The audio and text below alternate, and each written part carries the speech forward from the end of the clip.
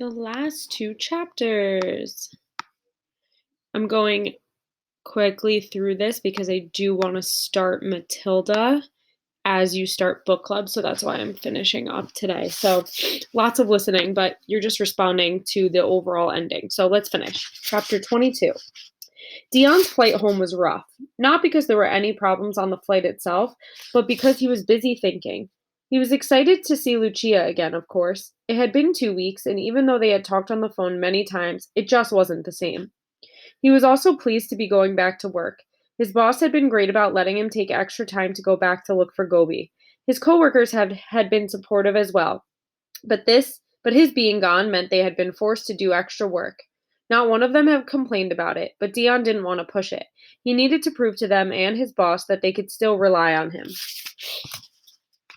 But he was sad about leaving Gobi behind. It was more than that, though. He was also worried. Not about how he would do with Kiki. Dion knew Gobi would miss him, but that Kiki would take good care of her. He had complete trust in that. No, he was worried about what would happen after the 30 days were up.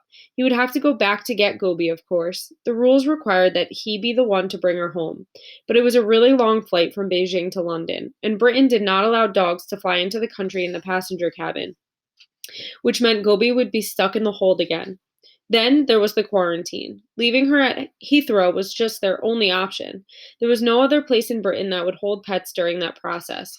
Gobi would hate being stuck there, and it would be hard for Dion and Lucia to visit her. They could probably only manage to get down there on weekends, and even then only for a few hours. But it was actually recommended that the pet owners not visit their pets in quarantine. It apparently made it harder for the pets to see them leave each time, which meant Dion was supposed to just leave Gobi alone in a strange place for 4 months. He wasn't sure he could handle that, or she could. But there was another option Kiki had brought up after they reached her kennel. She'd seen how upset Gobi had been after the flight from Urumqi. She can stay here with me for a month, then fly to London and spend another 4 months there, Kiki had explained. Or she could just stay here in Beijing. She'd have to be cleared of rabies, which takes a month, and then spend another 3 months here before a final blood test. But after that, as long as she has all her paperwork in order, you could take her home and actually fly her in the airplane hold to Edinburgh. She would never have to go into quarantine in the UK at all. That was an amazing possibility, but Dion knew that there was no way he could ask Kiki to hold Gobi for 4 months. That wasn't fair to her, especially after she had already been so helpful. Besides, what if someone tried to take Gobi away again? People were still asking for constant updates on the site. If someone decided to steal her and hold her for another reward, Dion wouldn't even be there to help. And although he trusted Kiki, he didn't know everyone who would be in and out of her kennel. That left one other option. Dion liked it, but he knew he would have to convince Lucia and his boss. If either of them said no, he was done. I want to stay with her, Dion told Lucia the night after he got home. It was amazing to see his wife again and to tell her in person everything that had happened. But now he had told her about the quarantine and the other option and his plan. If I go back there now, Kiki said she can help me find an apartment. I'll stay with Gobi and then the two of us can come back home together. He waited and watched his wife as she considered this. She hadn't said no right away, he thought. That was a good sign. Finally, she sighed. I'll miss you, of course, she told him. She smiled, but I'll manage, and I know a certain little dog who will be very, very happy. Dion stared at her. You mean it? He asked after a second. You're okay with this? Lucia laughed and hugged him. We've been married for years, she pointed out. I think I'll survive without you for a few more months. But for Gobi, that's practically a lifetime. She needs you more than I do, and then you'll bring her home and we'll all be together for good. She kissed him. So yes, I'm okay with it. Dion felt like cheering. Instead, he laughed and cried a little and kissed her back. I don't know what I'd do without you, he told her. Then he sighed. Now I need to see about work. Dion had called his boss as soon as he arrived back home. He told him he was back and he would be coming in tomorrow. But he also admitted that he was worried about leaving Gobi back in China. He mentioned all the strange things that had happened in Urumqi, and Richard's theories about Gobi's disappearance being a scam for reward money. Then he explained the situation with the quarantine and his plan to go back and spend those 4 months with Gobi instead.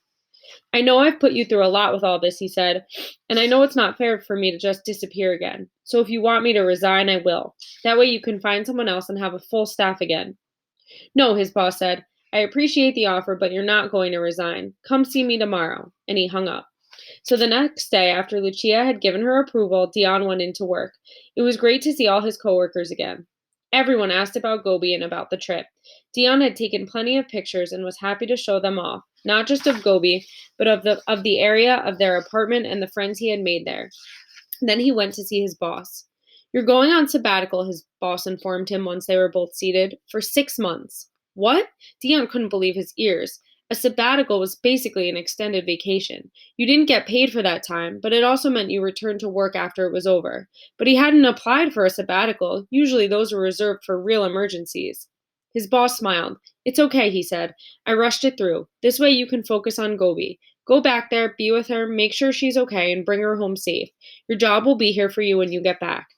Dion didn't know what to say except, thank you so much. This means the world to me. And it did. He had always liked his job and his coworkers and his boss. He had been there for 11 years after all, but this was absolutely amazing, and he had never expected such generosity. And to know he could go back to China without having to worry about work was just incredible. Dion left work that day full of hope and happiness. So many people had helped him and Lucia along the way. He knew he was incredibly lucky to have such support, and Gobi was lucky too. Now he just had to return trip to plan. Dion flew back to China a few days later. He had only been home for a week, but this time it would be a lot longer before he came back. And when he did, he wouldn't be alone. Kiki met him at the airport. She had a big grin on her face when she led him to the back of her truck. Dion found out why the second he got in, and a small brown shape launched herself at him. Somebody sure missed you, Kiki said with a laugh as Gobi covered Dion in kisses. Well, I missed her too, Dion replied, hugging his dog. She looked great. It was clear that Kiki had taken good care of her. I guess this is where you and I start our new life together, he told Gobi. She stared back at him, her eyes locked on his, and Dion was absolutely sure that she understood what he meant.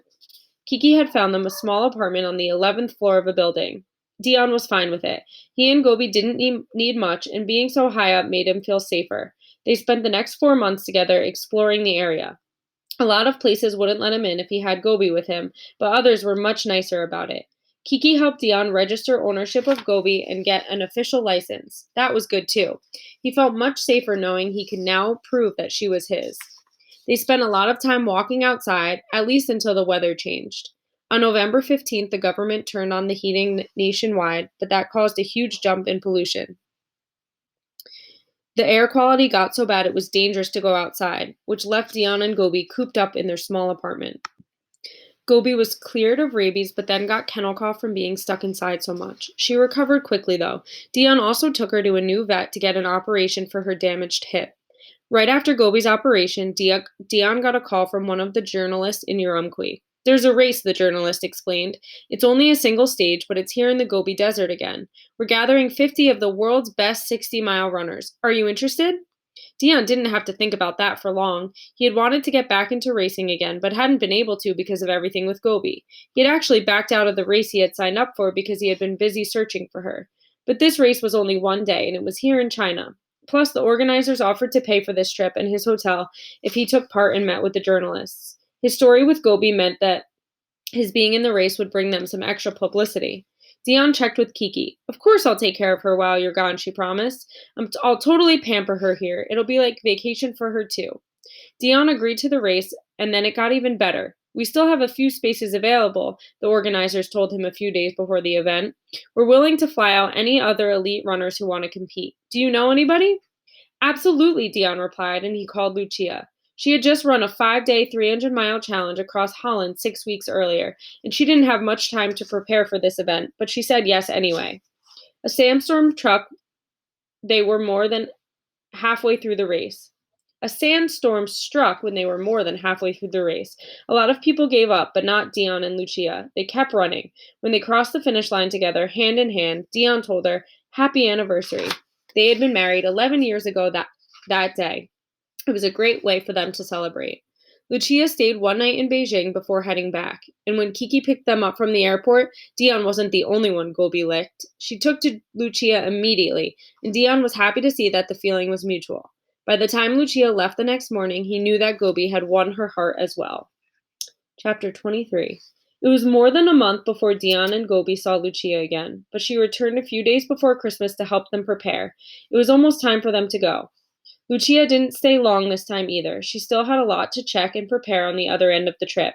But this time, when they did say goodbye, Dion knew he would see her again very soon, and so would Gobi. Dion and Gobi's flight out was on New Year's Eve, but it wasn't to London or even to Edinburgh. Because the flight to Beijing had upset her so much, Dion decided he would never let them put Gobi in cargo again. That was a problem, though, because that meant he couldn't fly into Britain with her. They had to find a different route home. Dion came up with a plan. Dion and Gobi would fly from Beijing to Paris instead. That was still a 10-hour flight, but France didn't have the same restrictions for dogs on planes. Gobi would be able to travel with Dion instead of with the luggage. Lucia would be waiting for them in Paris, and then 3 of them would arrive to drive in Amsterdam. That was another 5 hours. From there, they would take an overnight ferry to Newcastle, which would take almost 12 hours. After that, they had just 2.5-hour drive back home to Edinburgh. All in all, the trip would take 41 hours, but if it kept Gobi from panicking, it was worth every second. Kiki picked Dion and Gobi up and drove them to the airport. They ran into some trouble checking in. Did you book Gobi on the flight? Kiki asked Dion after arguing with the check-in lady in Chinese. Dion shook his head. I didn't do it, he said. I thought you were doing it. But Kiki shook her head as well. Lucia was supposed to do it. Dion called Lucia, but she said, no, Kiki was supposed to do it. Obviously, there had been a mix-up. According to the check-in lady, it was now too late to get Gobi into the system. She couldn't go on the plane. Dion had to force himself to stay calm. Gobi's paperwork was good for travel only through January 2nd. If they missed this flight, they would have to get permission all over again. Who knew how long that could take? Fortunately, a second check-in clerk arrived, then a third. The third was clearly in charge. He listened to Kiki and said something in reply. Go to that counter there, Kiki translated for Dion. She pointed to a nearby Air France check-in counter. Pay $200 and he said they'll get her on board. Dion was stunned. Hadn't they said it was impossible? But Kiki smiled. I told them Gobi is a famous dog, she explained. They know the story and wanted to make it happen for you. It took some time to clear customs. They inspected Dion's things and said they had to check Gobi as well. But finally, the phone in the customs office rang. The guard answered it, listened, and nodded. Okay, he told Dion, your dog is cleared to fly. You can go. And Dion went. They boarded the plane without any more trouble, and Dion was even able to set Gobi on the seat next to him. She had to stay in the carry bag Dion had bought for her, but since she was next to him, she didn't seem to mind too much. Gobi had been nervous. This was like that loud place they had been in once before, but instead of a crate, she was in a soft bag, and nobody tried taking her away from her person. Instead, they were shown to a pair of seats in a strange, shiny room. Gobi heard noises as she had last time, the clinks and roars and everything else. But it was a lot less scary when you could see and when there were other people around. None of them seemed worried, including the tall man. So Gobi decided that she shouldn't worry either, especially once he picked up her bag and set it on his lap. A little while later, they turned down the lights. People all around them were asleep. Then her person unzipped the bag quietly and lifted Gobi out. He cradled her in his arms and she fell asleep, warm and safe. Lucia was waiting for them at the Charles de Gaulle airport in Paris. Both Dion and Gobi were happy to see her, and together they drove to Amsterdam. Lucia's aunt, uncle, and cousins lived there, so they stopped off for a brief visit. Next, they headed to the ferry, but there was a problem there as well. We can't read this, the woman at the counter said. She held up Gobi's pet passport. It's all in Chinese. If I can't read it, I can't let you on. Not again, Dion thought. Then he remembered. Kiki had given him a pile of papers for when they reached Britain. Will these work? He asked, digging the papers out of his bag. They all had the same information as Gobi's pet passport, but in English. The clerks looked everything over and finally nodded. Yep, good to go, they said. They stamped Gobi's passport and waved the 3 of them on board. Getting into Britain turned out to be the easy part. They got off the ferry and drove to Edinburgh. All of Dion and Lucia's friends and family were waiting inside their home, eager to welcome them back and finally meet Gobi in person. Gobi finally also got to meet her sister Lara, a ragdoll cat, for the first time and to start to become friends with this new, strange-looking animal. It was a wonderful time, and Dion was thrilled to see everyone. Gobi loved the attention too, but all 4 of them breathed a sigh of relief when everyone finally left. Now it was just them the way it should be. And Dion knew just how to really welcome Gobi to Edinburgh and how to prove to her that this was her new home here with them. Come on, Gobi, he said, looking down at her with a huge grin on his face. Let's go for a run. And that is the end. Go respond.